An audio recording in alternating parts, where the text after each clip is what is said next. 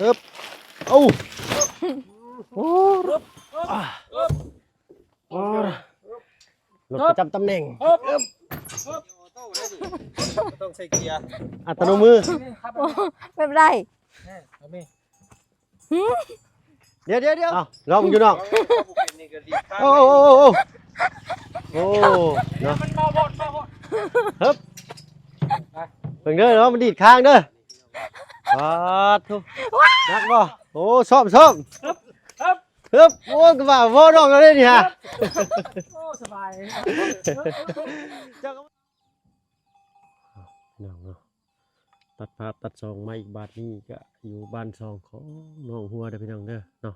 เสียงกระโหลกงัวดังก้องเก้งมาแต่ไกลเลยหน่อยเนาะบรรยากาศยามข่อยคำแรงลงกันสิประมาณนี้ในหมู่บ้านเพิ่นเนาะต้องใส่ห่างหายตั้งหลายมือว่าซั่นซะเนาะมื้อนี้เขามาบ้านน้องหัวเพิ่นก็มีนี่แหละรถประจำตำแหน่งเนาะแล้วก็มีกระถางหายไปใบหนึ่งบอกนี่เนาะถัง4 ใบไปเลยเนาะใช้น้องหัวเลยสบายดีน้องโอ้ยเนาะเป็นไดทีมงานเขามาหาอยู่บ่น้องติดมังระเบิดแน่เพิ่นเขามาจากคนนั่น ทีมงานบอกบุญบันป่า 4 คน โดยเป็นได้ห้องน้ำของนายพายยังรอมึงอยู่อ่ะก็ดี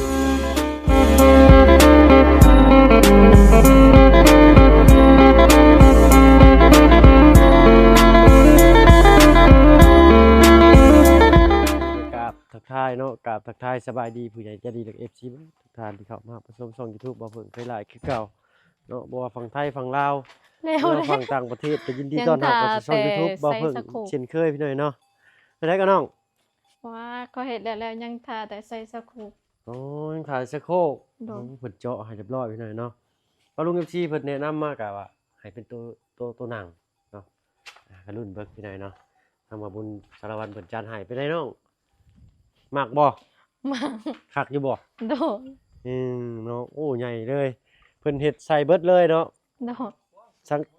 สังกะสีที่ว่ามันเหลื่อมออกมานี่เพิ่นใส่เบิดเลยถือว่าบ่อยากตัดออกนะถือว่าโอเคเลยพี่น้อยเนาะมีสำใดใส่สำนั้นเนาะอันนี้ก็พอดีรองรับกับฟังนี่อยู่วิดหน่อยหนึงเนาะวิดหน่อยหนึงบ่เป็นหยังพี่น้อยเนาะยังฟ้ายังฝนก็แล่นลิบไปทางนั้นได้อยู่ดอกเนาะยังก็สีเนาะสีนี่บ่เป็นหยังก็อย่าสำนี้ก็ได้เนาะน้องเนาะ โดน หลังคามีผนังมีก็ถือว่าโอเคก็สิใครก็ไปอยู่ป่าอยู่ดอกเนาะ โดน บล็อกนี่ก็ยังเหลืออยู่2 4 6 8 2 8 16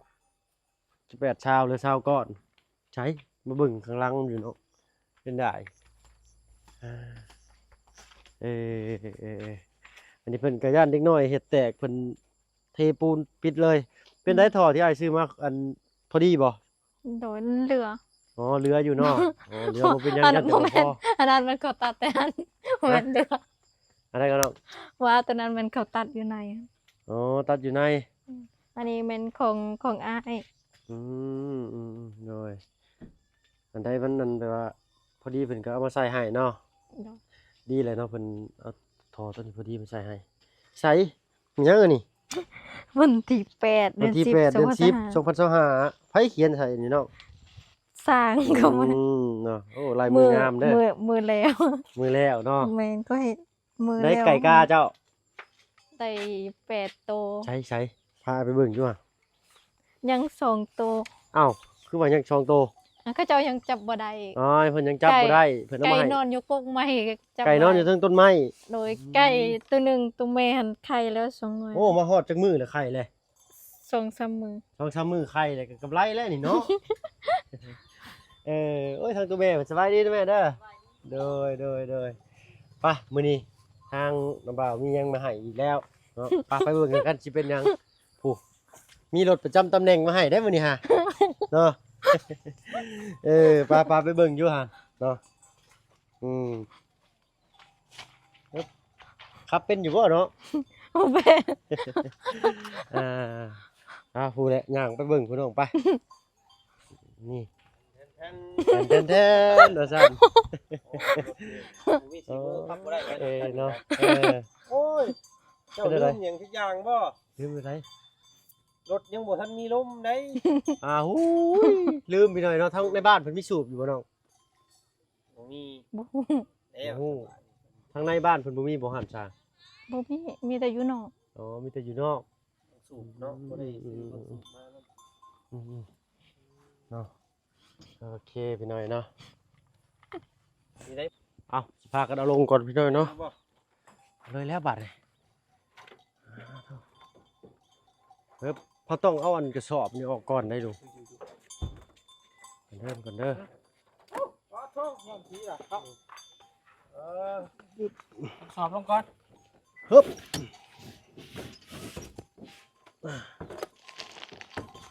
นักกระเทศนี่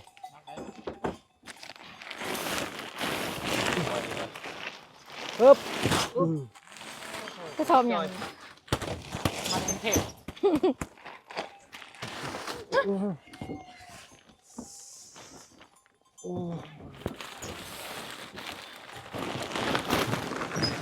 ขาดแล้ว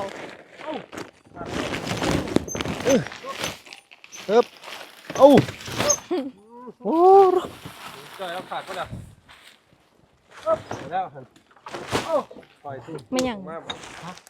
บัดนี้แท้ๆเลยประธาน สิบพลาย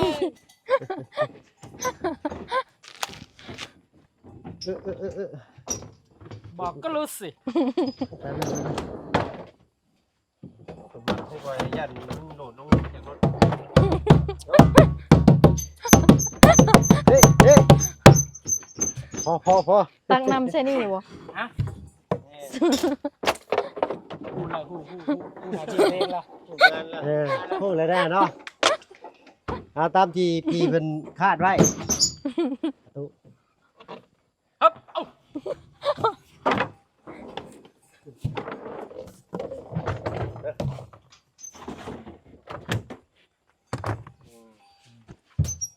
ไป ฮึบ ฮึบ ฮึบ รถประจำตำแหน่ง ฮึบ ขับได้บ่ ใช้น้องลองครับมึงอยู่อ่ะ รถป่วยเกียร์ออโต้ได้ดิต้องใช้เกียร์ อัตโนมือ ครับ แบบได้ เอาไหม เดี๋ยว เอาแบบนั้นใช่บ่ ใช้เอาลองมึงอยู่น้องโอ้เนาะ มันมาบดฮึบเพิ่งเด้อเนาะมันดีดข้างเด้อว้าทุก บ่ น้ำมันนักกว่าข่อยได้น้ำเนาะ 4 ทางที่เนาะได้มา4 ทาง ระวังล้ม ข้างนี้ยังบ่มีลมไม่ได้ข้างเนี่ยถ้าเกิดลุงเพิ่นมีลมอยู่บ่เนาะเพิ่นบ่ได้สูบไว้นะสูบไว้แล้วยางมันสิเสีย โอ้นะ นักบ่โอ้ซ่อมฮึบโอ้ก็ว่าบ่น้องเราได้นี่ฮะ โอ้สบาย เจ้าก็มานั่งข้างกันมีลมดีก็บ่เนาะเนาะเป็นได้น้องมันก็สิ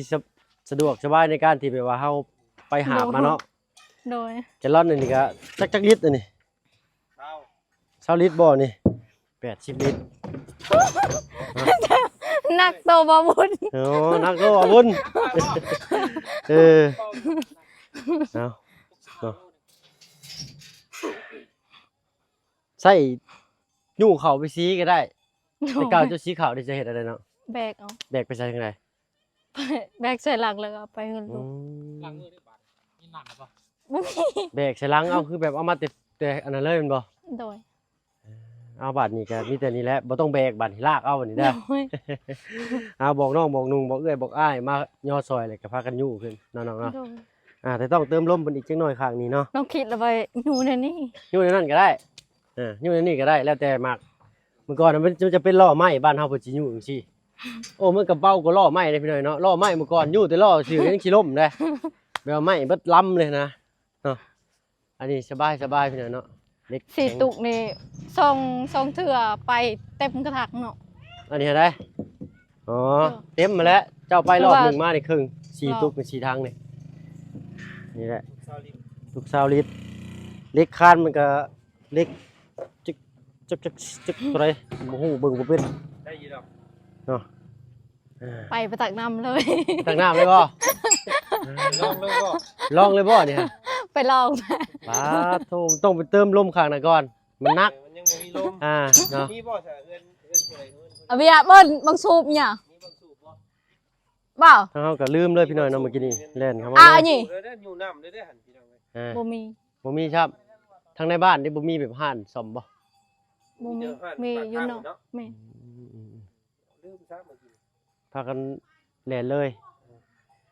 นำส่งแม่น้องวิแล้วก็มาพี่เลยพี่น้อยเนาะเอ้ามีแต่คือสิฮู้อยู่ดอกเนาะของไผเอาให้เนี่ยวันนี้สิให้เจ้าขอบุญขอบคุณทั้งพี่เพิ่นพี่ผู้เก่าเด้อชื่อได้อยู่บ่ เร็วนะ เพิ่นมีชื่อว่าพี่ทวี โดย เนาะพี่ทวีอยู่ทางฝั่งไทยเนาะอยู่ฝั่งมุกดาหารแต่ว่าเพิ่นไปเฮ็ดเวียกเฮ็ดงานอยู่สมุทรปราการเนาะสมุทรปราการบ่คือปทุมธานีแหละน่าจะสมุทรปราการเนาะเขาผิดพลาดก็ขอโทษขออภัยนำพี่ทวีหลายๆพี่น้อยเนาะตามจุดประสงค์ของพี่เพิ่นเลยพี่น้อยเนาะเห็นทางน้องเพิ่นยังบ่มีน้ำใช้เนาะเจาะน้ำก็20ปลายล้านพร้อมใช้พี่น้อยเนาะโอ้ถือว่านักอยู่ได้20ปลายล้านนี่ก็ได้เนาะน้องเนาะทางพี่เพิ่นเลยเลี้ยวแนมเห็นและว่าเอาตัวนี้แก้คัดก็ได้อยู่คันว่าให้เจ้าไปหามานี่ก็หลายหาเพื่อสิฮอดเนาะย่างไปย่างมาแม่นบ่เนาะ โดย เพิ่นก็เฮ็ดให้แบบถึกจุดเลยพี่น้อยเนาะหลังจากที่ว่าใส่เข็นน้ำก็ได้แล้วยู่ไปสีเขาก็ได้อีกเนาะนี่ก็สิทุนแรงในการใช้ชีวิตเฮาไปอีกพี่น้อยเนาะก็มีแต่ให้เจ้าตั้งมุกตั้งใจขอบคุญขอบคุณทางพี่ทวีผู้เดิมเนาะคนดีคนเดิมเฮาคือเก่าพี่น้อยเนาะเพิ่นอยู่ทางฝั่งไทยน้องตั้งมุกตั้งใจ ขอบใจทั้งพี่ทวีที่ฝากเงินและซื้อล้อมาให้น้องขอให้สุขภาพแข็งแรงขอให้อยู่ดีมีแรงปรารถนาสิ่งใดขอให้ได้สิ่งนั้นความเจ็บอย่าได้ความไข้อย่ามีขอให้ร่ำให้รวยสุขภาพแข็งแรงขอให้ร่ำให้รวยด้วยสาธุ สาธุเนาะ แล้วก็ขอบใจเว้าเพิ่งนำ โด ที่ ย นำ เท่านั้นแล้วดีใจ ขอให้สุขภาพเอาเพิ่งแข็งแรงไปใส่มาใส่ก็ให้พบเจอแต่สิ่งดีๆเข้ามาในชีวิตเด้อขอให้ครอบครัวอยู่ดีมีแรงสาธุ สาธุเนาะที่สำคัญทางบ่เพิ่งก็บ่มีหยังตอบบุญแทนคุณทั้งพี่เพิ่นคือกันพี่น้องเนาะมีแต่คำเว้าคำจาคำอวยพรด้วยใจให้อยู่เย็นเป็นสุขความเจ็บอย่าสุดได้ความไข้อย่าสุมีเนาะให้บ่ให้พลาดม่านบ่ให้เบียดเดินทางไปใช้มาใช้ก็ให้ตลอดปลอดภัยเนาะนอนหลับให้ได้เงินหมื่นนอนตื่นให้ได้เงินแสนประสบผลสำเร็จทุกหน้าที่การงานเด้อพี่เด้อเนาะสาธุนี่มันคันขาดบ่ได้คือทางบ่าวบุญสารวัตรเนาะเพิ่นนำพามาแต่เซโนผู้ใดนี่เนาะ โดยก็ขอบ ขอบ ใจ คุณทางว่าบุญสารวัตรเป็นหลายๆเนาะ โดย คำแนะนำดีๆจากลุงจันทร์ก็สำคัญคือกันพี่น้อยเนาะ โดยขอบใจ ตาม หม คุ ด ก ทีม ตามเค งาย น แหละพี่น้อยเนาะเอ้าเนาะมีแต่ว่า เติมลมก่อนจังไปอันนั้นจะไปเอาน้ำมันหัวบ่อนบ่หัวเนาะ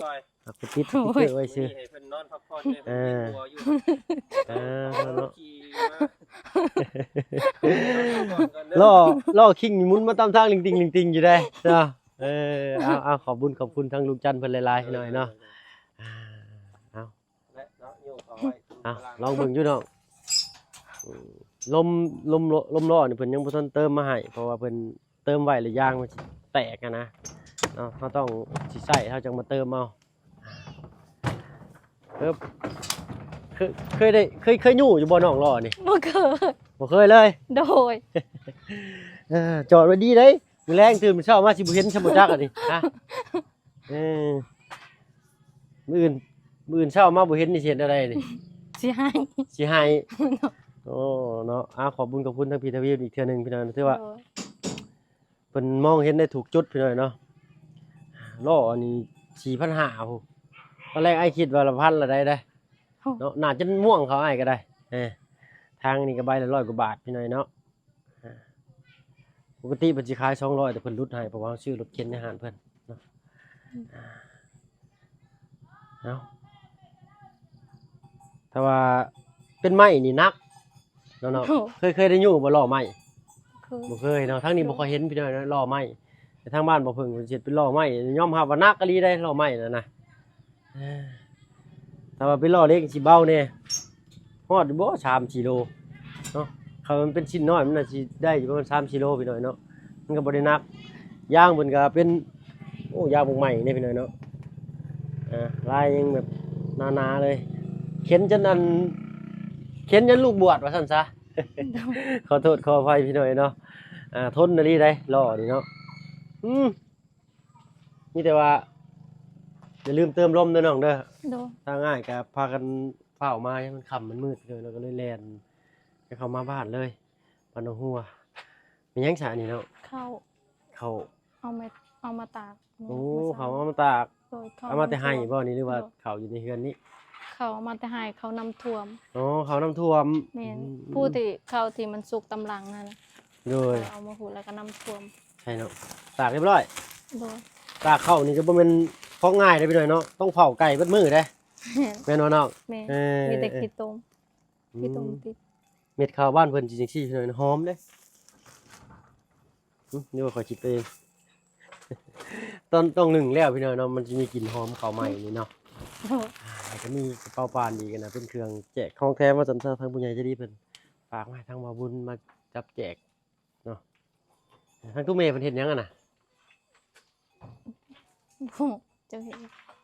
มาก็มาแต่อาบน้ ทางตู้เมย์ให้ก็มาอาบน้ำ ำโดย ใช้เอิ้นเพิ่นมาเบิ่งอยู่เพิ่นเคยเห็นอยู่บ่รถเข็นนี่ ไปใช่จะได้ไหม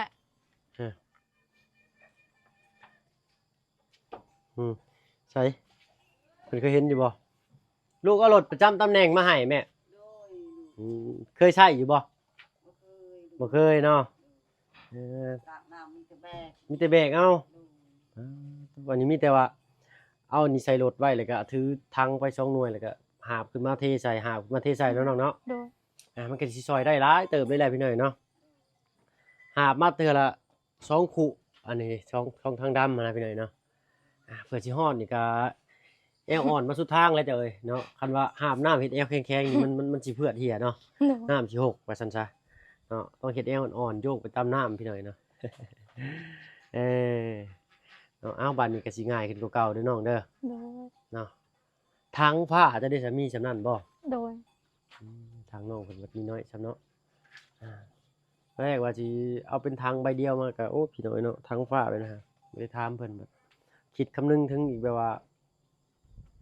ถ้าว่าน้องเพิ่นตัวคนเดียวนะสิห้ามทางขึ้นทางลงแนวใดก็เลย อยากให้มีทางไหลทางไงป้าไว้แล้วก็เอาทางน้อยนี่ไปลากเอาน้ำมาเทใส่เนาะยกได้อยู่บ่ชาวลิตนี่ บ่แพ้ บ่แพ้เนาะน้ำลายโพดทั้งบ่พึ่งกับบ่แพ้กันพี่น้อยเนาะเอิ้นน้องเอิ้นนุ่งเอิ้นเอื้อยแล้วมาซอยเนาะ โดย อยู่มาฮอดแล้วก็จอดจึกแล้วก็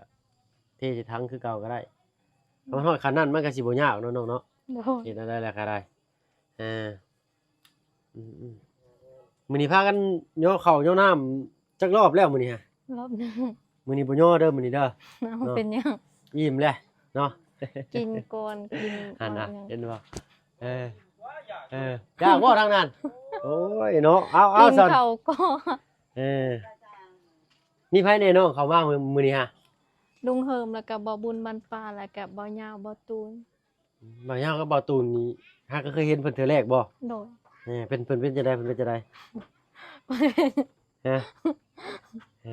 เนาะบ่าวไล่เด้ซั่น บ่ไรเรากลับแล้ว กลับบ้านพุ่น โดยเขากลับเมื่อวานนี้ไปหาหน่อไม้ให้เพิ่นแต่เพิ่นบอกเขามาเอา โดย ยัน เนาะทาง เพิ่น บ่าวไล่เพิ่นกลับ เฝ้า แล้วฝนตกยันเพิ่นเฝ้าก็เลยบอกเขามาเอา โดยยังมีอีกเนาะยังเหลือแต่โทรของน้ำเนาะทางบ่าวบุญเพิ่นจัดให้ใช่น้องพาอ้ายเขาไปเบิ่งใหม่อยู่เมื่อกี้นี้ยังบ่ทันได้อันเบิ่งคักซ้ำเนาะระยะคมกว้างๆซำใดเนาะเบิ่งนี่ให้พี่น้องเบิ่งเทิงๆก่อนนี่ได้พี่น้องเบิ่งนี่ทั้งบ่เพิ่งบ่เห็นได้เนาะ ถือว่าโอเคเลยเนาะสีขาวปันลมก็ได้ไฟบ่มีเนาะน้องเนาะ บ่มี ยังมีไฟมีแต่สิได้ใต้เทียนเอาก่อนแล้วนี่เนาะ ฟังเบิ่งอีกงบเนาะทางบ่บุญเรือเพิ่นน่าสิดึงมาให้ได้ดอกเนาะตั้งแต่เสียบปลั๊กอยู่ทางเฮือนลงมาลุ่มนี่ใช้ดอกหนึงพอดีเพิ่นสิโทรนั่งอยู่นี่เนาะน้องเนาะโอ้ยเพิ่นเอาเชิงประตูแท้นี่เนาะเพราะว่าเฮานั่งอยู่นะแล้วว่าลืมมันปิดประตูซิเนาะลืมล็อกเปิดขึ้นมาสิโดดแล่นนี่เนาะเอาเนาะโอ้เพิ่นเฮ็ดสโลปลงมาทางนั้นอยู่พี่น้องน้ำน่าสิไหลดีอยู่จบเนาะแล้วก็ ซักผ้าซักหยังนี่ก็สิโอเคเลยเนาะ โดย เอ้าทางงบนึงเรือบ่เพิ่งก็อยากได้ อันเนี้ยตอกติดผนังห้อยเสื้อผ้าเนาะ โดย จังซี่ก็ได้นี่ทางพี่ทวีเพิ่น5,000 บาทพี่น้อยนะเมื่อกี้นี้ก็ได้ทางบ่เพิ่งก็บ่คิดเลยว่าล้อสิฮอด 4,500ป้าโตตกใจบักอย่างใหญ่เลยเนาะเพอรุ่นครับบ่เพิ่งนี่ก็ได้ใช้แต่ล้อไม้เด้ โดย ล้อเอาไม้เฮ็ดเอาล้อเท่าตะกี้นะ โดย เนาะถือว่านักขนาดเลยนะฮะแต่ล้อซื่อๆนี่ก็เป็นชาวโลเลยนักเนาะมีแต่ว่าถ้าว่าบ่อยากออกไปเบิดก็ให้ทางลุงเจ้าออกก็ได้คันตีนมันน่ะคันล้อมันออกมาเลยก็ให้เพิ่นเอาแต่ล้อมันออกไป โด เอาแต่ตีนล้อนะออกไปเพิ่นชูบให้ให้เข้ามาหันใช่คือเก่า โดย เนาะลุงเจ้าบ่น่ะพ่อน้อง นา พ่อ บ่าว น้องนาบ่าวเพิ่นเฮ็ดให้ได้อยู่เนาะ โดย เอาซ่อนในท้ายมอไซค์ไปมันจะง่าย โดย เนาะมันจังบ่ได้เอาไปเบิดล้อขอโทษขออภัยนำอีหลีพี่น้อยเนาะทางบ่เพิ่งให้ทางทีมงาน3เคยฟ้าวแน่มาแต่ส่งแม่น้องวิยันเข้ามานี่บ่ทันนี่ก็5:00 นได้นี่แม่นบ่ โดย 5:00 นล่ะเนาะยังบ่ทันได้เฮ็ดหยังสิค่ำกันเลยพี่น้อยเนาะเอ้าทางอ้ายก็มีแต่สิขอตัวลำลาก่อนก็ซั่นเนาะฝากให้ทางลุงจันทร์กับบ่าวบุญเข้ามาเพิ่มเติมอีกเนาะว่าเพิ่นมีหยังแหน่เนาะ โดย เเนาะสำหรับที่นี่ ก็ขอบใจบ่เพิ่งหลาย โดยเนาะโดย ๆโด อ่ะ ยสวัสดี สบายดีจ้ะเนาะมักระเบิดไอ้มาเนาะไปหน่อยเนาะโอ้ยดีอกดีใจหลอกเห็นนี่ก็สิได้ใช้แก่ข้าวแก่น้ำเนาะแล้วแต่เฮาสิเอาไปแก่ว่าซั่นซะ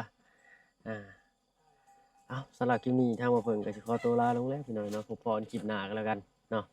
อยู่ดีมีแฮงเบิดสุขทุกคนที่เข้ามาชมช่อง YouTube บ่เพิ่งเคยลาเด้อเนาะที่สำคัญก็สุขภาพร่างกายแข็งแรง